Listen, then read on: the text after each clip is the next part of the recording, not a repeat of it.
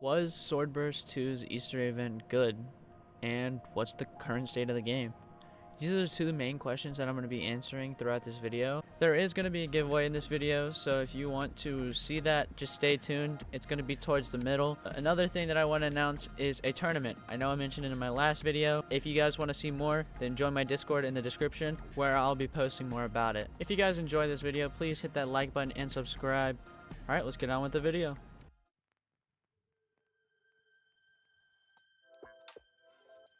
The first thing that I want to start off with is my overall view of the Swordburst 2 Easter event and why I thought it was met and they could have definitely done a lot better with it. Personally, the map was too small for me. As you can see here, I can literally just do a 360 and see the whole entire thing.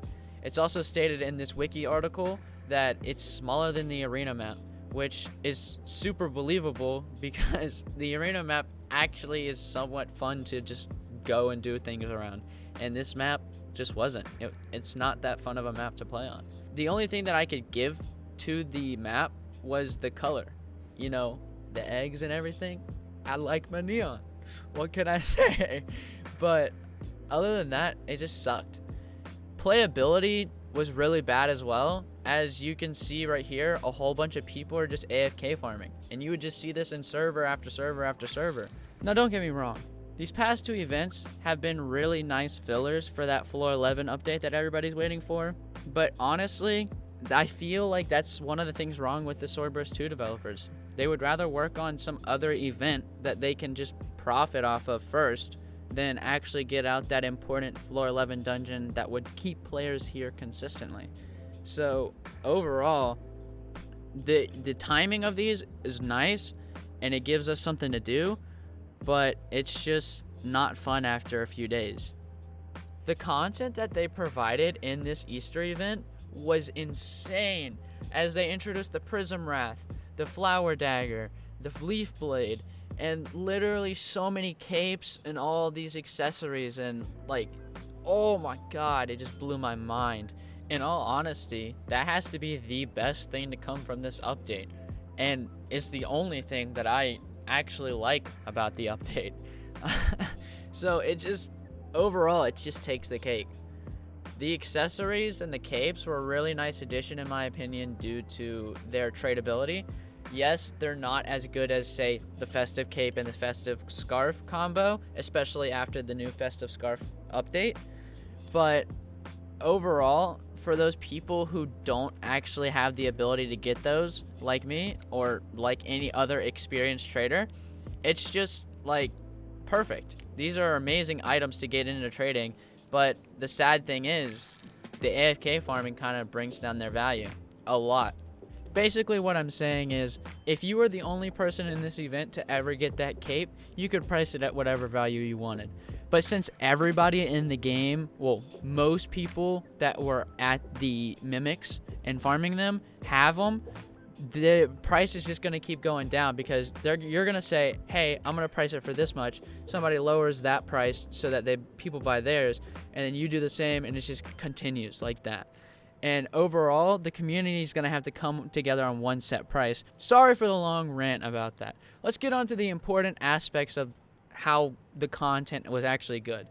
The Prism Wrath sword, the Flower Dagger, and the Leaf Blade. All of these weapons are insane. I mean that, like, completely. Each one of these has its own, like, unique aspects to it. Let's talk about the Prism Wrath first. The Prism Wrath actually is the next best sword in Swordburst 2, coming in at a level 140 to use, and it's actually twice as rare as all the legends from Floor 11. If you didn't know, it's actually longer than its previous model, which was changed in the middle of the update. Unfortunately, I wasn't able to find a PNG for the first model of it, so we're just gonna have to move on with the video. The next item that I want to talk about is the Flower Dagger, which has a 0.08% chance of dropping, which is still rarer than every single legend on Floor 11. What makes the Flower Dagger so significant is the fact that it's a dagger, and it's the second rarest dagger actually, right behind the Ruby's Edge, the alpha tester dagger that was given to alpha testers, obviously. If I'm being fair, it was a really nice addition to the game for us alpha testers, But the fact that we couldn't trade it or trade our auras just kind of like was like, oh, we just have this useless item, because all the items at that time in the game were way better than the ruby dagger. And we just kind of sat there and were like, oh, now we have this. But it was still cool, honestly. The last major significance of the flower dagger, in my opinion, is the fact that it has the highest regenerative buff in the entire game. If you read the last tag of the trivia section of the wiki page, you can see that it can give you up to a 56% buff when you have the coffin accessory equipped. The last item that I want to actually talk about in this section of the video would be the leaf blade. The leaf blade is so cool in just the aspect of it being an uncommon with the drop rate of a legendary. Actually rarer than all the floor 11 legends, coming in at a 0.08% as well. Like, that's insane. As soon as I saw this weapon, I originally was thinking that this item is going to be strictly for trading, because there's no way or reason for somebody to have an uncommon that rare and not use it as a trading item. It is very similar to the walls, the crafters, and basically any other weapon like that. It is the rarest uncommon in the game. So in my mind now, and my mind previously, I still consider this a trading item, because it is just a luxury item to introduce people into trading. So if you're lucky enough to get this one, then congrats. But if you're not, just join my giveaway. I'll be hosting a giveaway for 2 leaf blades, 2 prism wraths, and 2 flower daggers. All you gotta do is like, comment, and subscribe. And in the comment section, make sure you put your username for Roblox, and join my Discord server if you want to see some more giveaways like this. Trust me, I will be hosting more. And like I said earlier, I'll be announcing my tournament on there. So if you guys want to enter that, then go for it. It'll be in the description as well.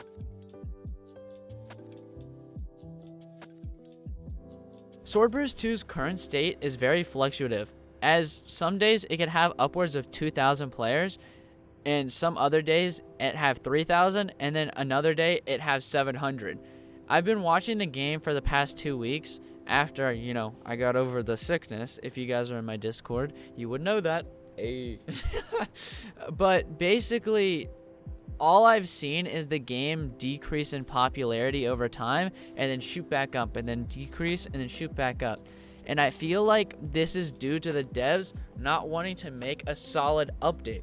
I keep saying this, and I've always said this to my friends, that the developers of Swordburst have an issue where they rush updates because their player base wants it. If they just took their time and released floor 11 maybe in December, I mean, yes, the hype would have died a lot more, but they would have a more stable player base, because you would build that hype up while playing the game. And then you'd be like, hey guys, come play this. This is a whole new floor, so much to explore. But when they dropped it, it was just straight beeline to the next mini boss, and you were done.